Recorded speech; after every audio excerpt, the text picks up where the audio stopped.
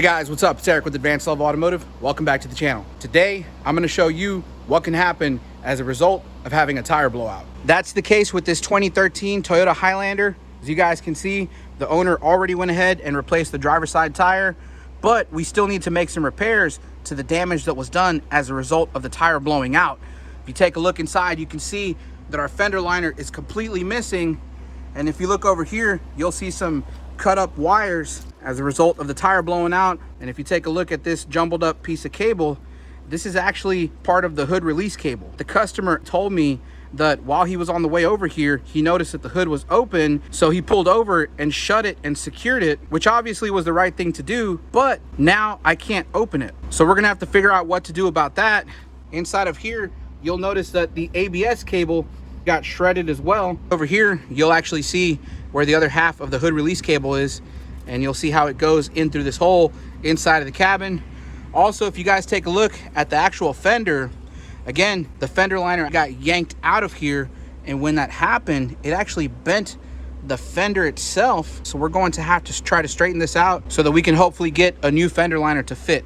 Now, the first issue I wanted to address was this hood release cable, because like I said, I can't open the hood and I need to open it in order to replace the cable itself. So the first thing I tried to do was take a pair of channel locks like this, or excuse me, some locking pliers, and I tried to grab onto them and pull on this cable, hoping that we could release the hood. But as you guys can see, this is not working. I don't know if it's jammed up or if the cable itself is just too damaged, but there's no way I can get this thing to unlatch by pulling on this. So I really have no other choice but to try to open this hood through the grill. I've already taken a look at it, and there is no access to the lever for the release cable. But I think I figured out how I'm gonna get this thing off. There's actually only 3 bolts holding this latch on, and one of them you can see right through the grill here. This one's actually pretty easy to get to. The other bolt, I believe, is right here behind the logo, which actually has a little dust cap on there. The third bolt, I don't even know if I can show it to you on camera.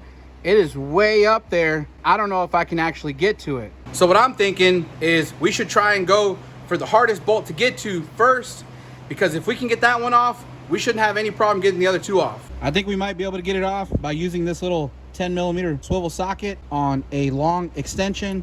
This is a 1/4 inch drive, so I'm gonna go ahead and attach that to this, and then we're going to use a 1/4 inch drive ratchet. Now let's see if that works.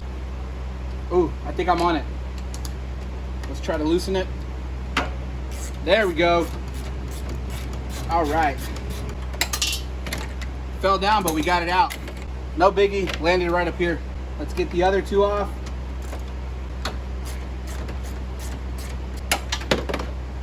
The last bolt.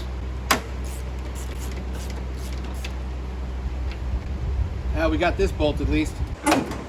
Oh, I think we got it. Let's see if I can release that cable. Woo! That spooked me. There we go. There we have it, guys. Our hood is finally open. After unbolting the latch, the only thing I had to do was move this little lever here, which is the same lever that the cable pulls on. And as soon as I did that, this latch released. Here's our new cable. Let's get it installed. Here is where our hood release lever is located. So we're gonna have to remove this panel here. We'll start by taking off this door seal so that we can remove the kick panel. We'll just pull up on it, pop the clips out like so. We'll just move it out of the way. Then we can remove our kick panel. There's a little nut back in here, just a plastic nut. Very simple to remove, doesn't require any tools. We'll move this out of the way. Now we can gain access to the screw that's behind here. There's another screw located right over here. Now we should be able to just pull our panel out like so. A little block of wood fell out. The door check on the driver's side door here is actually broken. I'm not sure how that happened. So the door does not stay open by itself. That's why I had to lodge this piece of wood in here. Moving over to the hood latch, you guys can see, again, the cable attaches right here, but if we follow it, you can see that it actually goes underneath this frame. And if you follow it out over here, it goes down to the fender. And if you look at the frame here, there's actually a couple of clips that hold this cable to the frame. We'll just take some small needle nose pliers, press on those clips and push this down. Now we can go ahead and remove the cable from the latch. we'll just pry up on this plastic part there. Ooh, there's actually a hornet in there. A bee or a hornet, I'm not sure what that is. Move that out of the way. Now we'll pull this cable out and remove the ball out of the socket here. Our cable is now free. We'll go ahead and start pulling it out. We are actually getting hung up because of this jumbled mess at the end of the cable, so I think I'm gonna go ahead and chop this off. There we go. Now we can proceed to pulling this thing out.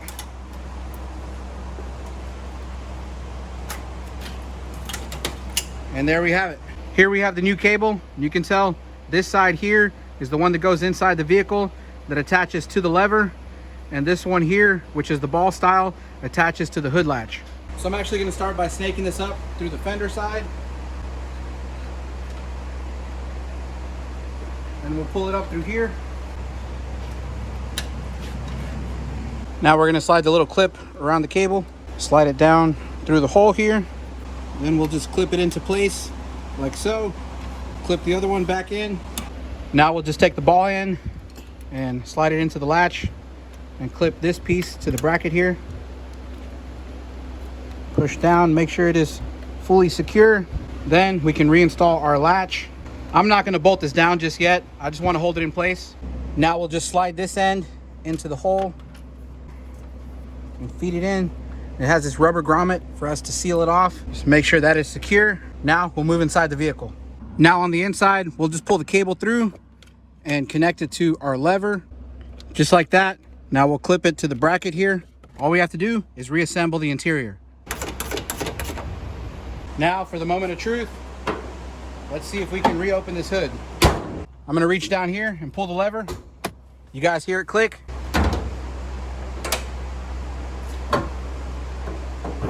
And there we have it. One problem down, about 3 more to go. All right, so next up, we're gonna go ahead and pull the wheel off. I've already got the vehicle jacked up and on a jack stand. All right, so from here, we can assess a little more of the damage. Once again, you guys can see how the fender liner got ripped out. There are some remnants of it. It's got a couple bolts holding it on. So we're gonna pull off the pieces that are still stuck on there. This is the ABS cable. You can see the 2 wires. The connector got ripped off. Well, my hope was we still had the connector on the harness end, but if you guys take a look in here, you'll see a green and a violet or purple wire. Those are our 2 wires for the ABS sensor, and they completely got ripped off. So there is no connector on the harness side, nor is there a connector on the sensor side. It is true that the ABS sensor itself, when you buy it, comes with the connector, but I can't locate the connector that goes on the harness end, at least not locally. I was able to find a Chinese website online that actually has both of the connectors, the harness end and the ABS sensor end, but it's gonna take me a week to get it, and it's gonna cost about 85 bucks. So because this is the guy's daily driver and this vehicle can't have a lot of downtime, I'm just gonna go ahead and straight wire the wiring harness to the ABS sensor so that we can get this thing functioning, and maybe sometime in the future, we'll order the connector, come back in here and replace it. Now, the other thing you guys might notice are these 2 wires. There's a brown and a gray wire. Well, what I found out was if you look up here, you'll actually see the remnant of some type of sensor. And if you look inside, the guts of it actually got ripped out. Now, I did look up this part number. Come to find out, this thing is actually the keyless entry buzzer. So it's like a little speaker that makes noise whenever you use the keyless entry function. Now, I was able to locate this thing through the dealer for about 100 bucks, but the problem is I still can't locate the connector for it. So even if I got a new one, I can't find a connector that fits it. So I think for the time being, I'm just gonna tape up these wire ends, put this thing back together, and whenever we get the new part, I'm gonna do my best to try to locate a connector that fits this thing. Now, the other thing you might notice is the shock or the strut, and you can see the boot got torn up. I don't know if this was like this before or if this was as a result from the fender liner getting ripped out, but at this point, we're not gonna worry about that. He might need replacement struts in the near future anyway, so we'll take care of that whenever the time comes around. All right, so I'm gonna start by cutting open this wire loom so that we can pull out our 2 ABS wires. Now we can peel this back and reveal our green and purple wire. We'll start by cutting the edges so that we have some clean cuts. Just nip the edges off. Then I'll take my wire strippers and just strip back about an inch or so. We'll do the purple wire next. There we go. Next up, I'm going to take some 16 through 22 gauge crimps. These are the style that have the heat shrink on them. We're just going to slide these on there, and then we'll just crimp these on. Make sure we have it crimped nice and tight. You guys can see the nice crimp indentation that we have. We'll do the next one. Slide this on, then we'll crimp it. And look at that, another beautiful crimp. By the way, it is imperative that you use a set of crimp pliers to crimp down these butt connectors. Don't try to use just regular pliers, because all that's going to do is crush the crimp and it's not going to securely grab onto the wire. You can see that when I tug on these, they are not going to come off. All right, so next up, I went ahead and I cut 2 pieces of 16 gauge wire. I did cut them to about 10 inches in length, maybe a little bit longer. This might be a foot. We're going to do the same thing on this end. I'm just going to peel back the wire. Then we'll take our end of the wire here and we're going to stick it into the other side of the crimp. Then we'll take our crimp tool. That looks good. We'll do the next one. Slide this into the crimp this thing down, do a quick tug test, and it looks like we're good to go. Next up, we'll take a heat gun. As you guys can see, they are nice and sealed, so we don't have to worry about water intrusion. All right, so we're just gonna go ahead and slide this back into the wire loom.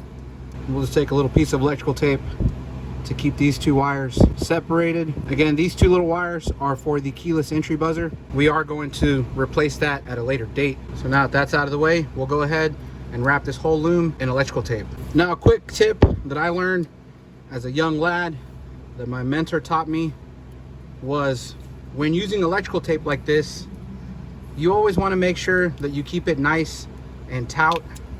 You want to stretch the tape a little bit, so that way it has a nice strong grab and it's pretty much waterproof. There we have it, nice and taped off. So we're going to feed this harness up through the top here, pull it through. If you look right up here, there's a little spot where we can clip the harness. Then we can wire up these 2 to the ABS sensor. So here we have our 2 wires for the wheel speed sensor. Now, I did already check the wiring diagram, and it says that our white wire connects to our green wire on the harness side, and our black wire connects to the violet wire on the harness side. So we're gonna start by putting a crimp on the white wire. We'll crimp this thing down like so.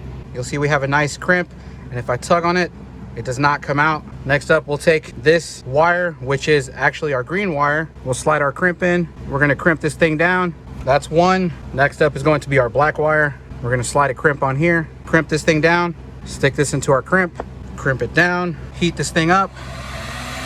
Now, the other thing I'd like to mention, I twisted up these wires because these green and violet wires were a twisted pair. So now I'm just gonna tape this off, and we'll just tuck this back up in here, clip it into this clip, and we're all set. All right, guys, so I was able to get a fender liner from my local auto body parts. This is an aftermarket one, but I've had a lot of luck with these, so let's get this thing on. So I think before we can get the new fender liner to fit, we're gonna have to fix this bent part of the fender. So I'm just gonna loosen this. And this is not going to be perfect, guys. I really just want to be able to get the new fender liner on. We'll start with that.